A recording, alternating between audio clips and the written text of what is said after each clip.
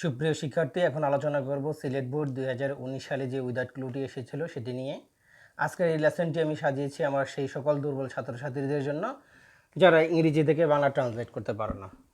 তবে বলে রাখি, যারা এখন আমার চ্যানেলটি সাবস্ক্রাইব করো নাই, অবশ্যই সাবস্ক্রাইব করবা এবং আমাকে উৎসাহিত করবা।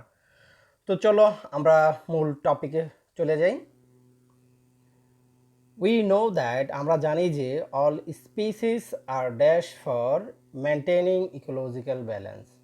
আমরা জানি যে সকল প্রজাতি গুরুত্বপূর্ণ। তাহলে গুরুত্বপূর্ণ আমরা কি দিতে পারি? এখানে ইম্পর্ট্যান্ট দিতে পারি। কিসের জন্য important? For maintaining ecological balance. বাস্তুবিদ্যার বা বাস্তু সংস্থার যে ভারসাম্য বজায় রাখার জন্য সকল প্রজাতিই গুরুত্বপূর্ণ।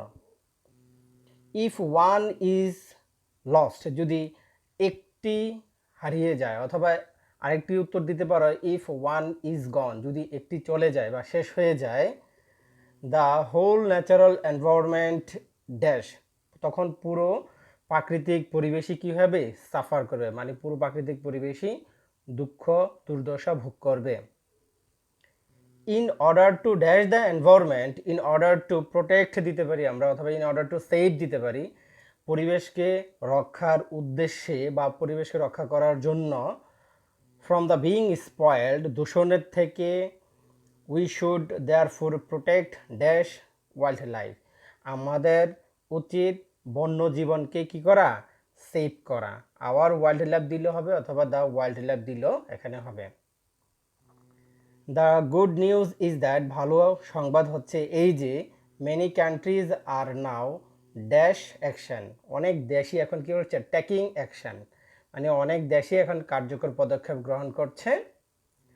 Two protect their dash wildlife, to protect their endangered দেওয়া যায়, অথবা ভ্যালুয়েবল ওয়াইল্ড লাইফও এখানে দেওয়া যায়। বিপন্ন বন্যপ্রাণী অথবা গুরুত্বপূর্ণ বন্যপ্রাণী প্রোটেক্ট করার জন্য অনেক দেশই এখন কার্যকর পদক্ষেপ গ্রহণ করছে। উই শুড ড্যাশ, এখানে আমরা দিতে পারি আমাদের উচিত, we should protect the earths wild, এখানে দিতে পারি অ্যানিমালস, আমাদের উচিত পৃথিবীর বন্য যে পশু পাখি রয়েছে, টু সেভ আওয়ার সেলফ, আমাদের নিজেদেরকে সেভ করার জন্য আমাদের পৃথিবীর যে বন্য পশু পাখি রয়েছে তাদেরকে সেভ করা উচিত। To be dash to animal, to be kind to animal is to kind to mankind, জীবের প্রতি সদয় হওয়া মানেই হচ্ছে মানবের প্রতি সদয় হওয়া। তো আমি চেষ্টা করেছি সম্পূর্ণভাবে তোমাদেরকে বিষয়টি ক্লিয়ার করার জন্য। এরপরে যদি কোনো সমস্যা থাকে অবশ্যই আমাকে কমেন্ট বক্সে জানাবা। ধন্যবাদ সবাইকে, আল্লাহ হাফেজ।